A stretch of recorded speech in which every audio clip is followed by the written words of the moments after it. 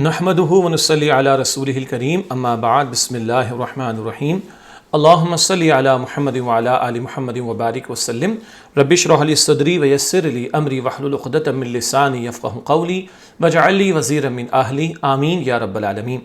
عزیز طلباء و طالبات، محترم حضرات و خواتین، السلام علیکم ورحمۃ اللہ وبرکاتہ۔ امید ہے آپ لوگ خیریت سے ہوں گے۔ اللہ سبحانہ وتعالیٰ کی فضل و کرم سے دین فاؤنڈیشن کے زیر اہتمام مطالعہ قرآن حکیم برائے طلباء و طالبات کا آن لائن کورس حصہ دوم یعنی پارٹ 2 کے حوالے سے جاری ہے، اور آج انشاءاللہ تعالیٰ لیسن پلان کے مطابق ہماری کلاس نمبر 27 ہے۔ لیسن پلان میں اپنے سامنے کھول رہا ہوں، امید ہے آپ کے سامنے بھی ہوگا۔ لیسن پلان کے مطابق ہماری جو 27ویں آج کلاس ہے، اس میں ہم حضرت موسیٰ علیہ السلام کے قصے کے دوسرے حصے کا مطالعہ کریں گے۔ پہلے بھی ذکر کیا گیا تھا، طویل قصہ ہے اور کئی آیات میں موسیٰ علیہ السلام کے واقعے کو اللہ سبحانہ وتعالیٰ نے بیان فرمایا۔ تو آج اس قصے کا دوسرا حصہ ہم شروع کر رہے ہیں، چنانچہ قصہ حضرت موسیٰ علیہ السلام حصہ دوم پارٹ 2 اس کا ہم مطالعہ کریں گے۔ اور کتاب کے جو صفحات ہیں وہ 103 اور 104 بک 2 ہے مطالعہ قرآن حکیم کی، پیج نمبر 103 اور 104 اس کا آج ہم مطالعہ کر رہے ہیں۔ تو چلیے اپنی اس کلاس کو ہم باقاعدہ شروع کرتے ہیں، اور آج صرف قصے کا مطالعہ ہے، چنانچہ وہ مقاصد مطالعہ آج ہم بیان نہیں کریں گے، آج قصے کا مطالعہ۔ اور آپ کو اس کی تھیم تو سمجھ آ چکی ہے کہ قصہ پہلے بیان کیا جاتا ہے، پھر متعلقہ آیات جو پیغمبر علیہ السلام کے واقعے سے متعلق ہوتی ان کو ہم سمجھتے ہیں۔ تو جب قصے سے ایک بات ذہن میں بیٹھ چکی ہوتی ہے تو پھر آیات کو اور ان کے ترجمے کو، تشریح کو سمجھنا ہمارے لیے آسان ہو جاتا ہے۔ تو قصہ حضرت موسیٰ علیہ السلام حصہ دوم پارٹ 2۔ حضرت موسیٰ علیہ السلام کی زندگی کا دوسرا دور، مدین جانے سے صحرائے سینا کی طرف ہجرت تک۔ موسیٰ علیہ السلام کے ابتدائی ایام کا تذکرہ آ گیا، کیسے اللہ تعالیٰ نے صندوق کی حفاظت فرمائی، ان کی حفاظت فرمائی، پھر وہ جوان ہو گئے اور پھر ایک شخص ان کے ہاتھوں وہ مکے کی وجہ سے مارا گیا۔ پھر موسیٰ علیہ السلام کا ایک ہمدرد آیا کہ بھائی یہ سردار تو آپ کے بارے میں قتل کرنے کا معاذ اللہ فیصلہ کرنے لگے ہیں۔ موسیٰ علیہ السلام وہاں سے چلے گئے اور مدین کے علاقے میں پہنچے ہیں، جس پر آج انشاءاللہ گفتگو ہوگی۔ حضرت موسیٰ علیہ السلام مدین میں، یہ ایک علاقے کا نام ہے۔ حضرت موسیٰ علیہ السلام مدین کے کنویں پر پہنچے تو دیکھا کہ لوگ اپنے جانوروں کو پانی پلا رہے ہیں۔ انہوں نے دیکھا کہ 2 لڑکیاں اپنی بکریوں کو روکے ہوئے الگ کھڑی ہیں۔ معلوم کرنے پر پتہ چلا کہ ان لڑکیوں کے والد بوڑھے ہیں اور وہ انتظار کر رہی ہیں کہ پہلے سب لوگ اپنے جانوروں کو پانی پلا لیں تو پھر وہ اپنی بکریوں کو پانی پلائیں۔ آپ علیہ السلام نے اس کنویں سے پانی نکال کر ان کی بکریوں کو پلایا اور پھر ایک درخت کے سائے میں جا کر بیٹھ گئے۔ یہ آگے ہم آیات تو پڑھیں گے اور ترجمہ بھی آئے گا، 2-3 نقطے سمجھ لیجئے۔ ایک بوڑھے شخص ہیں جن کی 2 بیٹیاں ہیں اور وہ کنویں کے قریب الگ سے کھڑی ہوئی ہیں، شرم اور حیا کی حفاظت کا اہتمام، مردوں کے ساتھ مکس نہیں ہوئیں، اور لوگ پہلے اپنے جانوروں کو پانی پلا لیں گے پھر یہ دونوں اپنے جانوروں کو پانی پلائیں گی۔ لیکن یہاں جب موسیٰ علیہ السلام نے دیکھے کہ 2 لڑکیاں یہ بیچاریاں کیوں گھروں سے باہر نکل آئیں، ان کے ذمہ تو گھر کی ذمہ داریاں ہیں، تو پتہ چل گیا تھا کہ ان کے والد بوڑھے ہیں۔ بہرحال موسیٰ علیہ السلام نے کنویں سے پانی نکال کر ان کی بکریوں کو پلایا اور پھر ایک درخت کے سائے میں جا کر بیٹھ گئے۔ اس شہر میں حضرت موسیٰ علیہ السلام اجنبی تھے۔ مصر سے کہاں آئے ہیں موسیٰ علیہ السلام؟ مدین کے علاقے میں۔ اس شہر میں حضرت موسیٰ علیہ السلام اجنبی تھے، یہاں ان کے پاس نہ گھر تھا، نہ رشتہ دار، نہ مال اور نہ ہی کچھ کھانے پینے کے لیے تھا۔ لیکن اس کے باوجود حضرت موسیٰ علیہ السلام گھبرائے نہیں۔ آپ علیہ السلام نے اللہ سبحانہ وتعالیٰ سے دعا مانگی کہ اے میرے رب، تو مجھے جو بھی بھلائی عطا فرمائے میں اس کا محتاج ہوں۔ یہ ایک دعا ہے، بعد میں انشاءاللہ قرآن حکیم کی اس آیت کو بھی ہم سمجھیں گے۔ کیا دعا فرما رہے ہیں؟ اے میرے رب، تو مجھے جو بھی بھلائی عطا فرمائے میں اس کا محتاج ہوں۔ اللہ سبحانہ وتعالیٰ نے ان کی دعا قبول فرمائی اور لڑکیوں کے والد اور ان کے اہل خانہ کی وساطت سے حضرت موسیٰ علیہ السلام کی تمام ضرورتوں کو پورا فرما دیا۔ 2-3 مختصر باتیں۔ جس علاقے مدین میں آئے، نہ کوئی رشتہ دار ہے، نہ مال، نہ گھر، نہ کھانے پینے کو کچھ۔ گھبرائے کیوں نہیں موسیٰ علیہ السلام؟ اللہ پر اعتماد ہونا چاہیے، اللہ پر توکل ہونا چاہیے، اللہ پر بھروسہ ہونا چاہیے۔ اللہ تعالیٰ ہی سے دعا کی تو اللہ سبحانہ وتعالیٰ نے دعا قبول فرمائی اور لفظ وساطت آیا۔ طلباء و طالبات کے لیے آسان کر دیں، وساطت کا مطلب ہے ذریعے سے، اہل خانہ کی وساطت سے، ان کے ذریعے سے، تھرو دیم۔ تو اللہ سبحانہ و تعالیٰ نے موسیٰ علیہ السلام کی تمام ضروریات کو پورا فرما دیا. اللہ ہی سے مانگنا چاہیے، اللہ ہی پر بھروسہ ہمیں کرنا چاہیے.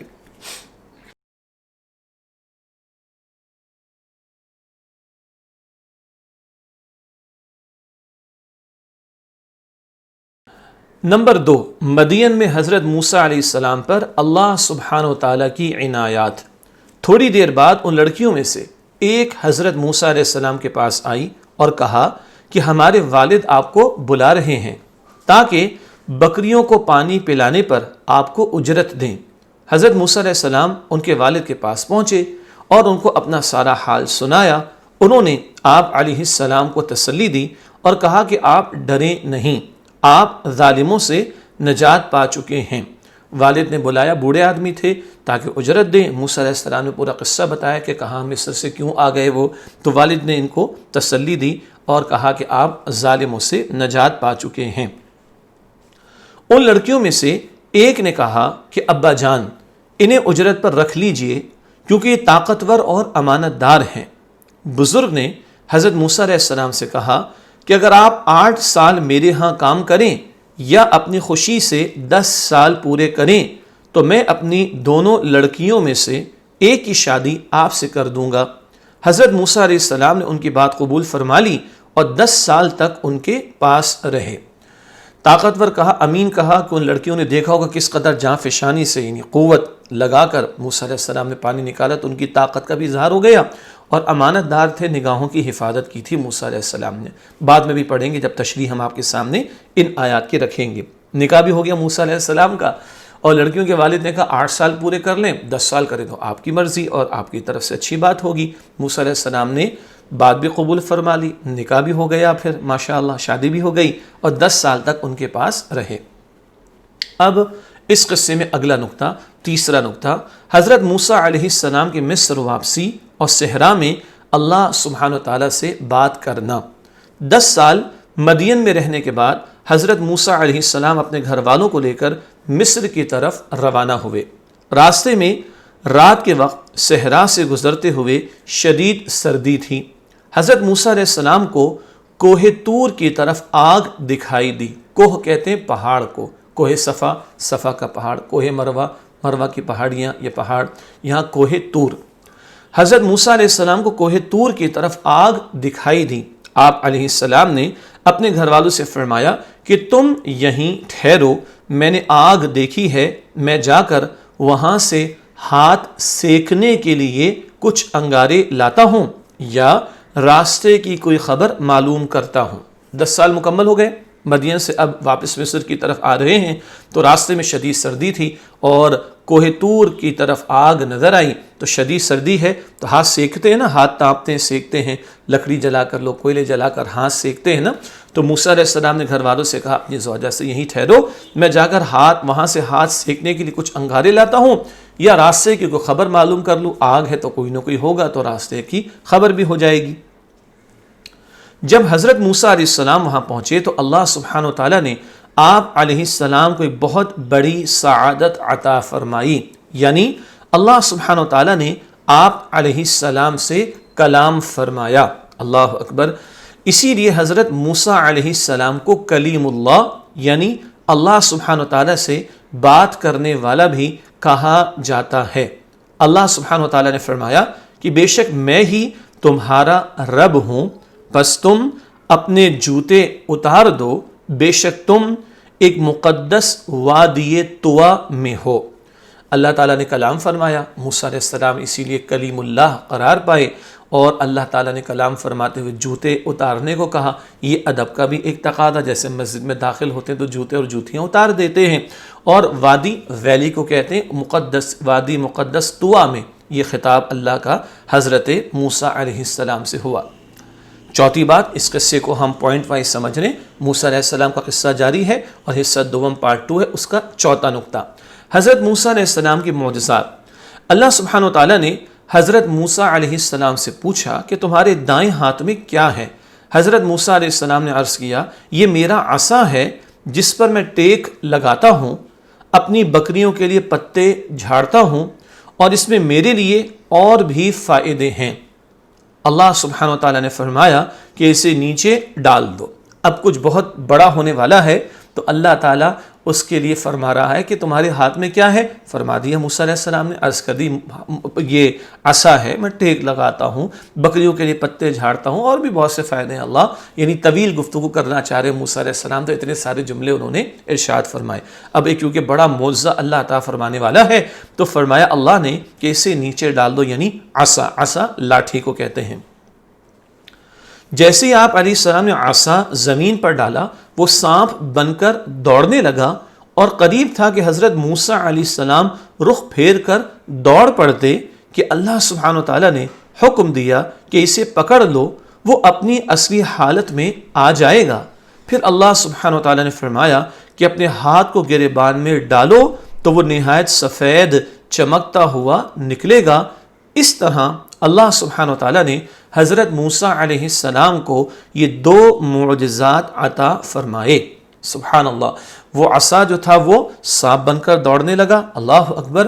موسیٰ علیہ السلام کے لیے پہلا ایکسپیرینس تھا، پہلا موقع تھا، پہلا تجربہ تھا، تو وہ دوڑ پڑے. اللہ نے روکا، ڈرو مت، یہ اصل حالت میں واپس آ جائے گا. اور دوسرا اللہ نے کیا فرمایا؟ اپنا ہاتھ گریبان میں ڈالو، گریبان میں تو نہایت سفید چمکتا ہوا نکلے گا. یہ 2 معجزات، میریکلز، اللہ تعالیٰ نے حضرت موسیٰ علیہ السلام کو عطا فرمائے. آگے جب ہم قرآن حکیم کی آیات کو پڑھیں گے، سمجھیں گے، تب اور تشریح بھی آئے گی، مگر قصے سے بات ذہن میں بیٹھ جائے تو آگے آیات اور ان کے ترجمے کو سمجھنا انشاءاللہ آسان ہوگا. اور حکم دیا کہ فرعون کے پاس جاؤ کیونکہ وہ سرکش ہو گیا ہے، اور اسے نرمی سے دعوت دینا.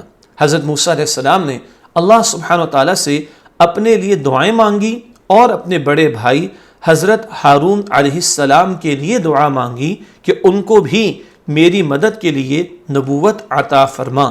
اللہ سبحانہ و تعالیٰ نے ان کی دعا قبول فرمائی. 2 معجزات عطا ہوئے. اب اللہ فرما رہے فرعون کی طرف جائیے، وہ سرکش ہو گیا، اس کو حق کی دعوت دینی ہے. موسیٰ علیہ السلام نے بہت سی دعائیں کی، اور یہ کہ ان کے بڑے بھائی کو یعنی ہارون علیہ السلام کو بھی نبوت عطا ہو جائے.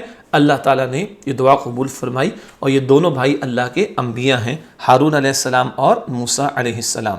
5ویں بات اس قصہ حضرت موسیٰ علیہ السلام حصہ 2 کے حوالے سے، پارٹ 2 کے حوالے سے 5واں نقطہ کیا آ رہا ہے؟ حضرت موسیٰ علیہ السلام فرعون کے دربار میں. حضرت موسیٰ علیہ السلام اور حضرت ہارون علیہ السلام نے فرعون کے دربار میں پہنچ کر اس سے فرمایا کہ ہم تمہارے رب کے بھیجے ہوئے رسول ہیں.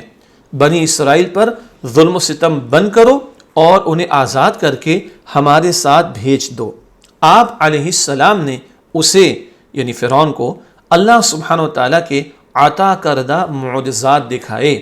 فرعون نے معجزات کا انکار کیا. موسیٰ علیہ السلام اور ہارون علیہ السلام فرعون کے دربار میں آئے، واضح معجزات پیش کیے، اور بنی اسرائیل کو جو غلام بنا کر ظلم و ستم کر رہا تھا فرعون، اس سے کہا کہ ان کو آزاد کر دو. اور اپنے معجزات جو دکھائے تو فرعون نے معجزات کو ماننے سے انکار کر ڈالا. حضرت موسیٰ علیہ السلام پر جادوگر ہونے کا الزام لگایا. معاذ اللہ، یہ تو معجزات ہیں، جادو تو جھوٹا ہوتا ہے، لیکن اس دور میں جادو ہی بہت چلتا تھا، تو فرعون نے کہا یہ تو جادوگر ہے، استغفر اللہ، اور اپنے جادوگروں سے مقابلے کی دعوت دی. اس مقابلے کے لیے قومی تہوار کا دن مقرر کیا گیا تاکہ سب حاضر ہوں اور سب کے سامنے مقابلہ ہو.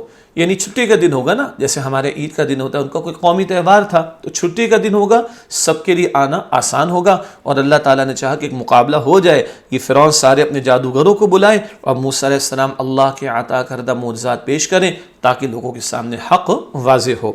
معجزات دیکھ کر بھی جب فرعون ایمان نہ لایا اور اپنی ضد پر قائم رہا تو آل فرعون میں سے ایک ایمان لانے والے شخص نے بھرے دربار میں حضرت موسیٰ علیہ السلام کا ساتھ دیتے ہوئے فرعون اور اس کی قوم کے سرداروں کو سرکشی کے برے نتیجے سے ڈرایا اور ایمان لانے کی دعوت دی.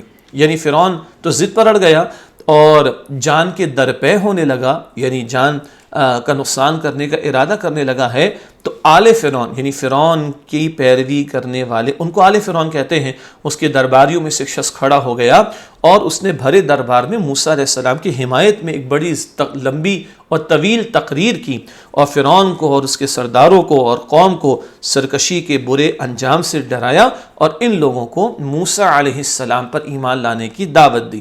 یہ بندہ مومن ہے اور اس کے نام سے قرآن حکیم ایک سورت ہے سورۃ المؤمن، انشاءاللہ بعد میں اس کا مطالعہ بھی کریں گے یعنی آئندہ کے حصوں میں بعد میں پارٹ 5 میں انشاءاللہ تعالیٰ اس کا مطالعہ کریں گے الگ سے سورۃ المؤمن۔ چھٹا نقطہ اس قصے کے دوسرے حصے کا، حضرت موسیٰ علیہ السلام کا جادوگروں سے مقابلہ اور حضرت موسیٰ علیہ السلام کی فتح۔ فرعون نے ملک بھر سے ماہر جادوگر جمع کیے، انہیں انعامات کا لالچ دے کر حضرت موسیٰ علیہ السلام کے مقابلے کے لیے میدان میں بھیجا۔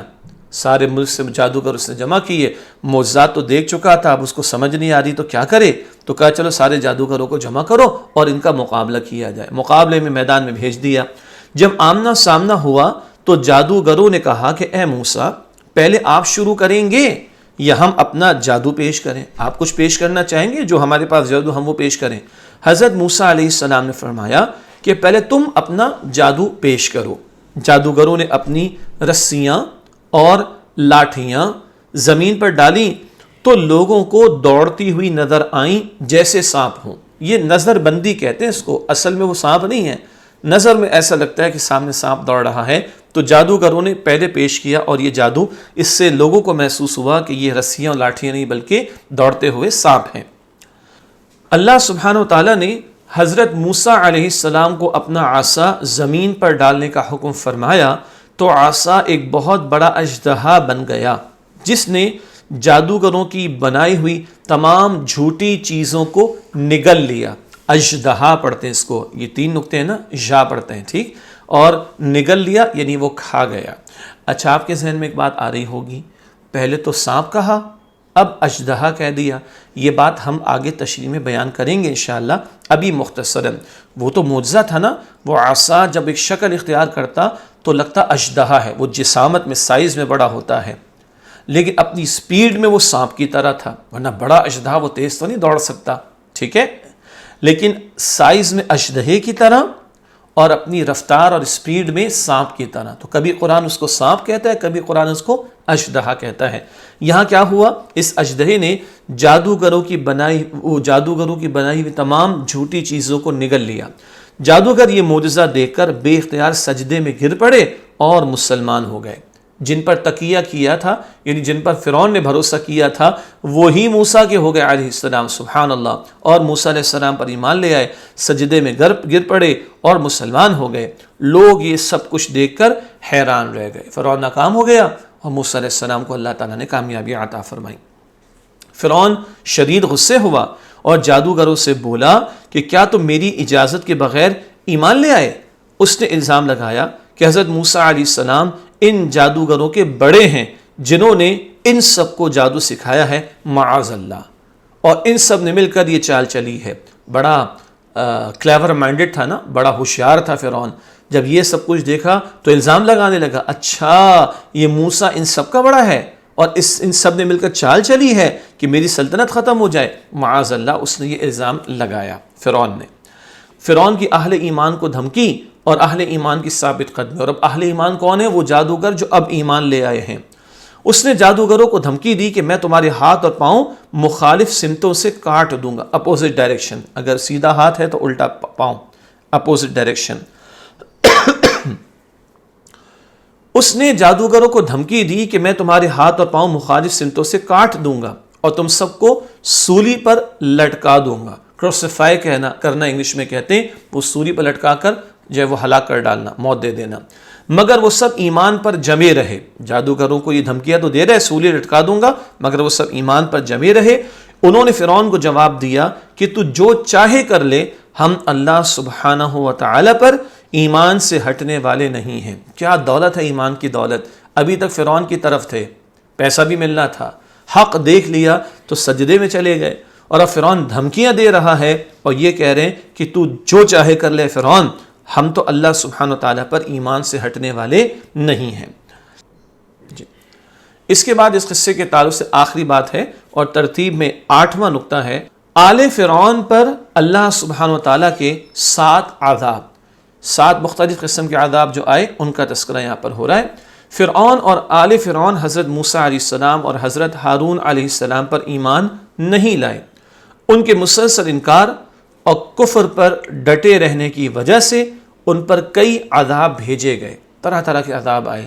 ان پر قحط یعنی اجناس، کھانے پینے کی اشیاء کی کمی ہو جانا، پھلوں کا نقصان، طوفان، ٹڈیاں جو فصلوں کو برباد کر دیں، جوئیں جو ان کے اجناس کو، کھانے پینے کی چیزوں کو خراب کر ڈالیں، مینڈک کھانے کے اندر نکل آتے، اور خون، پانی پیتے وہ خون بن جاتا، استغفر اللہ۔ تو ان پر قحط، پھلوں کا نقصان، طوفان، ٹڈیاں، جوئیں، مینڈک اور خون کے عذاب بھیجے گئے تاکہ وہ نصیحت حاصل کرے۔ ان عذابوں کی کیفیت کا مقصد کیا تھا؟ دل نرم ہو اور حق قبول کرے، موسیٰ علیہ السلام کی بات مان کر ایمان لائیں۔